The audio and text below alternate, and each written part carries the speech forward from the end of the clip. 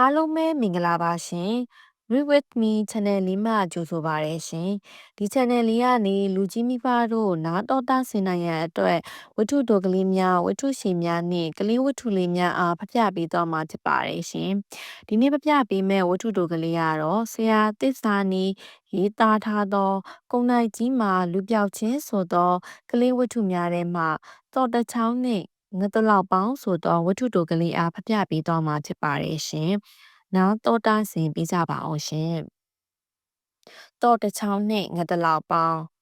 ဖိုးချိုចောင်းသွားကနေတော့သူ့အမေကပြောတယ်။ဒါလေးចောင်းလွတ်တာနဲ့အိမ်ကိုပြန်ခဲ့နော်။တငယ်ချင်းတွေနဲ့စိန်ပြေးတန်းကစားမနေနဲ့။အမေအပြင်သွားစရာရှိရဲ့။မိဖို့ပေါ်မှာငတလောက်ပေါင်းထားတယ်။မင်းចောင်းကပြန်လာချိန်ဆိုနူးလောက်ပြီးចောင်းကပြန်ရောက်တာနဲ့လက်စစ်မိဖို့ပိတ်လိုက်တော့ဟင်းတွေတူတော့မှငါမလို့ခြင်းဘူးဟုပြောလိုက်လေသည်စိတ်ချပါမိမိကျွန်တော်လဲငတလောက်ပေါင်းဆိုတဲ့ကြိုက်တာမိမိသိရပဲဟဲအခုတော့တင်ရီယူလာပြီဟုပြောလိုက်လေသည်အေးမင်းယူသွားတဲ့တော့ကိုလည်းမပြတ်အောင်ယူဆိုင်အောင်နော်ဟုတ်ကဲ့ပါမိမိဟုပြောကဖူးချိုကတော့ကိုကျိုးတစ်ချောင်းနဲ့တီကလဲဘင်းမှာဆွဲကြို့လို့ဆွဲထားလိုက်သည်ညနေကြောင်းစင်းတော့ဖူးချိုတို့စိန်ပြေးတဲ့ကစားရအောင်ဟုသူ့တငယ်ချင်းစောစောကခေါ်သည်ဟာမဖြစ်ဘူးဟာငါအိမ်ပြန်မှာအိမ်မှာပေါင်းထားတဲ့ငတလောက်ပေါင်းကိုတူးသွားလိမ့်မယ်ဟုဖိုးချိုကညင်းသည်စောစောကဟွန်းမင်းလည်းပင်ကဘာကြည့်တော့တော့ကိုကျိုးနဲ့ဆွဲလို့မင်းမှာခွေးယူပြန်ယောဂါတို့ဝေယူပြန်ယောဂါတို့များရှိနေရလားယင်ဒါမှမဟုတ်စတိုင်ထွင်တာလားငါ့ကိုခဏလောက်ပြစမ်းပါဟုပြောဆူဆူနဲ့လေဘင်းရတော့ကိုကင်ပြီးဆွဲဖြုတ်လိုက်တော့ကျိုးပြက်ပြီးပါသွားလေသည်တော့ကသူ့လက်ထဲရောက်တာနဲ့စောစောကထွက်ပြေးသွားတော့သည်စောစောကအလွန်အင်မတန်အဆအနောက်တန်သည်သူ့နောက်ကဖိုးချူကပြေးလိုက်ကဟာငါတော့ပြန်ပေး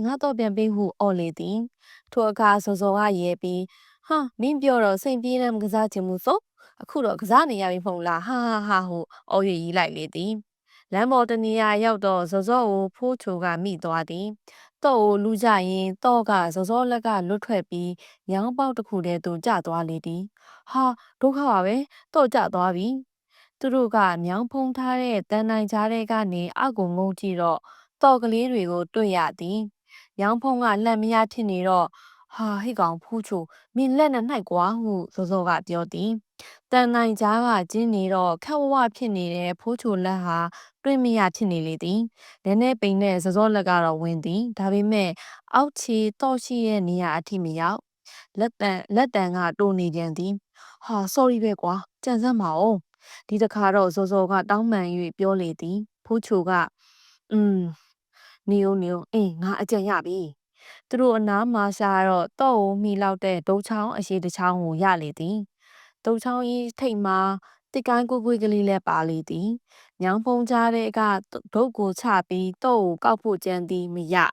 ဒုံမြင့်ကောပေမဲ့တော့ကပါမလားစောစောကနေအောင်ဟုပြော၍အိမ်ပြန်ပြေးလေသည်သူတို့အိမ်ကအဲ့ဒီနေရာနဲ့နီးလေသည်သူပြန်လာတော့တန်လိုက်တုံးတုံးနှင့်ကျိုးတစ်ချောင်းပါလာလေသည်ဟေ့ကောင်ဘဲနဲ့လေငါအကြံပိုင်နေမဟုတ်လားဟုပြောလိုက်လေသည်ကျိုးတစ်ဖက်မှာတန်လိုက်တုံးကိုချီပြီးအောက်ကိုချကြည့်သည်တန်လိုက်တုံးနှင့်တော့မာထိသွားသည်ဒါပေမဲ့တော့ကတန်လိုက်တုံးမှာကပ်ပါမလားဟာမင်းတန်လိုက်တုံးကြီးကအလကားပဲအတုံးမကြတဲ့ဟာကြီးဟုဖိုးချူကပြောတော့စောစောကအောင်မမင်းကိုလည်းကူညီရသေးတယ်ဒီလိုမပြောနဲ့ဟာပြောတော့ဘာဖြစ်တော့မင်းကြောင့်တော့ကြတော့တာလေအောင်မအဲ့ဒါမင်းငါလက်ကလူလို့လေထို့သူတို့နှစ်ယောက်စကားများနေကြတော့တငယ်ချင်းတို့ဘာတွေဖြစ်နေကြတာတော့ဟုပြောကသူတို့အနာတို့ကောင်းမြတ်ရောက်လာလေသည်ကောင်းမြတ်မှာသူတို့เจ้าကိုပြောင်းလာတော့เจ้าသားအသစ်ဖြစ်သည်ကောင်းမြတ်မှာစတော့ဒီ TV ဂိမ်းဆိုတာလဲတော့ဒီဒါပေမဲ့အိုက်တင်ခံတယ်လို့ထင်လို့သူတို့မှာကောင်းမြတ်နဲ့ရောနော်မနေကြအခုလဲဝင်ပြီးဆရာကြီးလုပ်ပြန်ပြီတဒန်းနဲ့နေတဲ့သူချင်းရဲ့ဖြစ်တာမကောင်းဘူးကွာထိုအခါသူတို့မှာအကြောင်းစုံပြတော့မင်းတန်လိုက်သုံးကမစွမ်းတာမဟုတ်ဘူးတန်လိုက်ဆိုတာတတူတိုင်းကိုမစွဲနိုင်ဘူးတန်တစ်မျိုးတည်းစွဲငင်နိုင်တာဒီကောင်တော့ကကြေးတော့ဖြစ်လိမ့်မယ်ဒါကြောင့်တန်လိုက်မှာမကတ်တာပေါ့ဟိုရှင်းပြလေသည်ဒီကိစ္စကြီးအမှန်ကိုသဘောပေါက်သွားတော့သည်ကောင်းမြတ်ကဘေးဘီကိုလှည့်ပက်ခြင်း တငယ်ချင်းတို့ဘာမှမပူနဲ့မင်းတို့တော့ငါရအောင်ပြန်ယူပေးမယ်ဟုရေရေဝံဝံအာမခံ၍ပြောလိုက်လေသည်ပြီးတော့မနီမဝေးမှာထိုင်ရောက်နေသောကောင်းကြီးတို့ဆိုင်သွားပြီးကောင်းကြီးတို့တထုပ်ဝဲလာလေသည်ဒီကောင်ဘာလုပ်နေရလဲဟုရုတ်တရက်ဖိုးချိုနှင့်စောစောကတဘောမပေါက်ကောင်းမြက်ကတန်းလိုက်သောအစာကောင်းကြီးတို့ကိုကျိုးတစ်ဖက်မှချီပြီးအောက်သို့ချလေသည်တော့နဲ့ကောင်းကြီးတုံးနဲ့ထီတော့တော့ကကောင်းကြီးတုံးမှာကပ်ပါလာလေသည်ဖိုးချိုပြော၍သွားသည်ဟာကျေးဇူးပဲကွာမင်းတကယ်ညံကောင်းနေလူလီကျန်စနီးလန့်ရပေါ့ကွာဖိုးချိုမအချိန်မီအိမ်ပြန်ရောက်သွားသည်မိဖို့ကိုအချိန်မီပိတ်လိုက်နိုင်သည်သူ့အမေပြန်ရောက်တော့သူ့ကိုချီးမွမ်းစကားပြောတာပေါ့